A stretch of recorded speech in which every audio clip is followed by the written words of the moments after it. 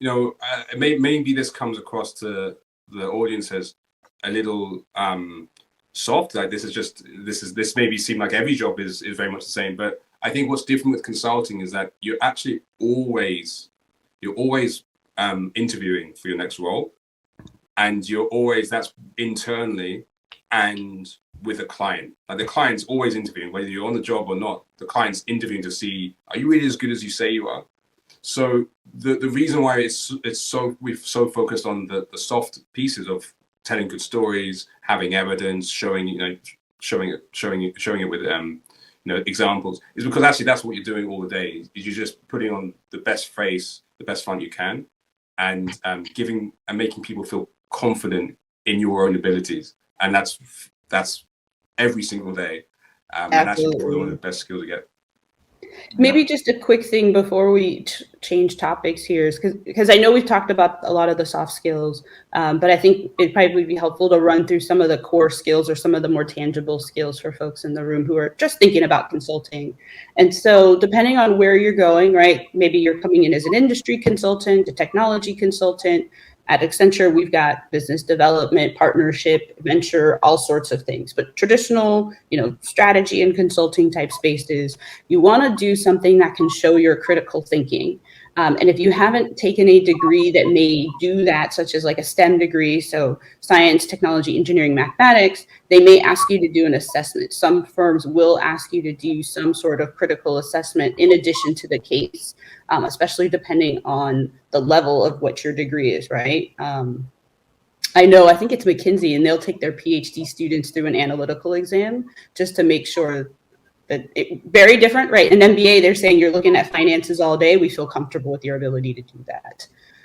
So just be mindful of that. And then, of course, there's the case. I don't think you need to come in with any particular industry background. You need to come in and say, I'm not afraid of problems, and then I can think and communicate what I am thinking. It does come back to storytelling.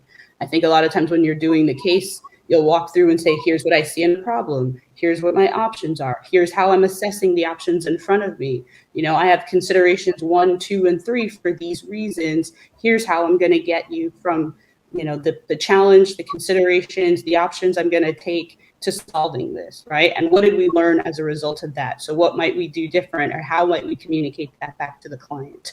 So it's going to be a lot about problem solving. Now, having some Excel skills, PowerPoint skills, basic analytics skills, that's going to be very, very helpful. If you want to do something technical, take a few coding courses before you get in. We'll do some training, but again, you've got to show that pattern of interest. Yeah. And I would add to that, I think in our line of consulting, writing is also such a critical skill, right? And this again goes back to sort of the theme, which is storytelling, but being able to write, and especially because we work across borders, I think translating, and not literal translation, right, but sort of putting what you're trying to say in terms that the audience expects and is used to, I think is critically important, right? So one example I always use, and these are skills you can pick up and learn, but one example I always use is, for example, I grew up in Nigeria, so I was used to putting my recommendations at the end of my paper, right? Make the case and then put the recommendations. But living and working in the US, which is a busier culture, and where people really, whether they do or don't, say they don't have the time. Like I've learned to put sort of the punchline at the beginning of the paper, right? So just those kind of little, nuances are very critical. And at the end of the day, what we do is client service, right? So it's really about not just the content, right? But how do you make sure it's actionable and that people can use it?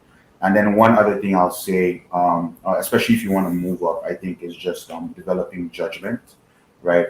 So clients pay us a lot of money, and some of them come to us for validation or to help improve their processes. But I think the best ones come to us for our judgment, and the fact that we would be able to do that, what they're asking us to do better than they would, right? If they did it on their own. For some of them, it's a lack of time, but for most people, it's actually a belief in our capacity, right? So I think actually delivering on that is so crucial, and I think is internally is such an important piece of being trusted to move up in an organization. Yeah, and Jonathan, that's a great point, and actually going to combine both what you said and Britney said, but it's methodology. At the end of the day, whether you're telling a story or you're giving a recommendation, it's about what method and process have you used to get there. And that's what they're frameworks that companies use, but that's what people want to see you do. So it's like, I don't care about the answer necessarily. I want to know what step by step have you done to get there. So I'm confident in your answer. And no one ever knows the answers 100%.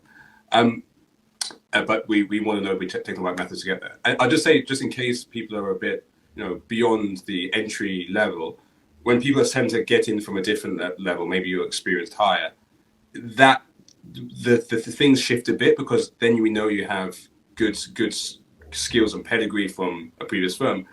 Often it's about what you're bringing along with you, and so sometimes that's, to Brittany's point, industry knowledge, like you're very good in one domain and you have that knowledge. And sometimes it's also, how can we, if I put you in front of a client, how are they going to react to you? And sometimes that could be, well, actually you worked in that industry, or you even worked in that company, we have relationships in abundance. I think those things can come and help at the more senior level. And the final thing I mentioned is collaboration that we haven't touched on. Everyone doesn't work as an individual, even when we are in our own spare rooms and behind computer screens. It's very collaborative. So through that interview process, one thing that tricks some people out is working together, and how do you motivate and move a whole team towards a goal. Jonathan, back to you, because you were talking about, sorry, I just want, if we could just move on to getting promoted. But Benny, if you want to kick it. Just a quick one. I think if you're experienced hires, sales experience goes a long way, right? Because you're going to do a lot of selling. And so where people can see that you've done it, it adds quite a bit of confidence. And Britney, also, you move into getting promoted, go on. Oh, okay. So we can jump into that first promotion. So I think when you're looking at that first promotion, some of it is coming in, setting your goals, right? Hey, how quickly do I want to do that? And making sure people around you know that's what you want, right? People aren't always going to promote the most, like, there's a ton of people in line looking to get promoted. Sometimes the voice that's the loudest, that is also performing well, is going to get promoted before you if you perform better, because they're not sure that you want it. So the first thing you have to do is let people know that you want it, and then outline a plan, right? Here are the things that I'm going to do to get promoted. Is this going to work? Are you going to support me in getting promoted if I accomplish these 3 things over this timeline, right? They may say yes. They may also say no. And you need that feedback, right? Because you don't want to go with the illusion that I've accomplished these wonderful things that are valuable, but maybe not so valued by your organization. And so you've got to start looking at the difference between the two. I think the other thing in a first promotion, I mean, a lot of the things that we talked about coming in the door, any firm is going to be looking for your ability to engage with clients, to deliver value, to collaborate within the firm, and then, of course, any additional support that you may give to the firm. So how am I supporting analysts coming up behind me? How am I contributing to our local community? How am I helping the brand of my company in my community or with our clients or in some industry, right? So maybe I speak at a couple of conferences, I write some thought leadership, but that extra piece outside of your job is also going to be important, because at some point they want you thinking like an owner of the firm, right? And these are the things that owners of the firm are going to do.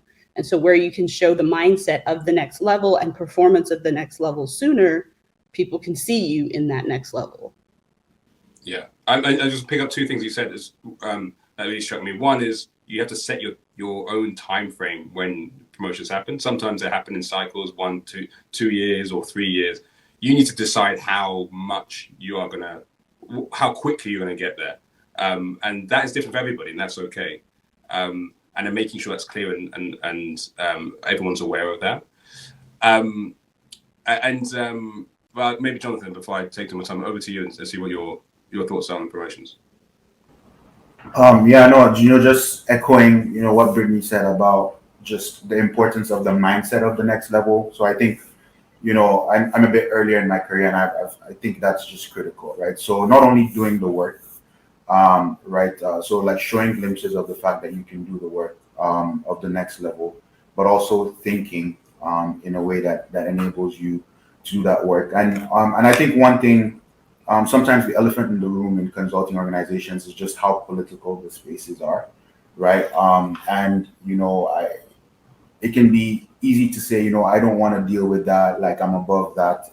But I think, so not going all the way like some people do who really just become sycophants for like the principals and the partners, right? But I think playing the political game is important as well, right? So having one or two internal champions who you look up to, who you add value to, who will be at the table when decisions are being made about promotions and who can vouch for you, I think is critical.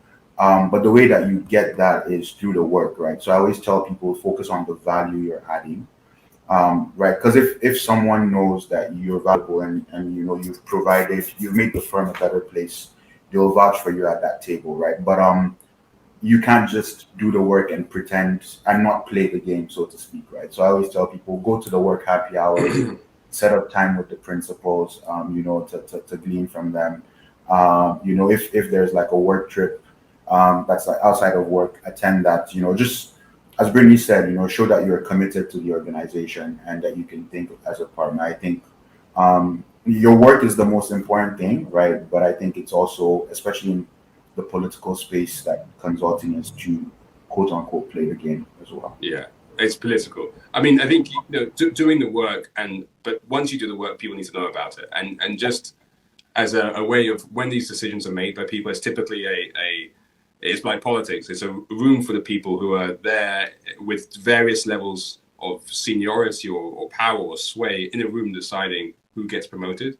And typically the person who's got the most, the person, if you're known amongst, let's say it's 10 people, and if you're known amongst 8 of the 10 of them, and each one of those 8 is saying, yes, you deserve to get promoted, you're more likely to get promoted. If only one person knows about you and they have to explain to everyone else for the first time what you've done, it becomes a lot harder. So it is politics. Not in so that it's something that you need to start, like you say, being a sycophant, but you need to recognize that you need to have many voices shouting your name for promotion for it to happen. And that's when people feel like, well, to not promote you is more of an issue than to promote you. And that's where you want to get to.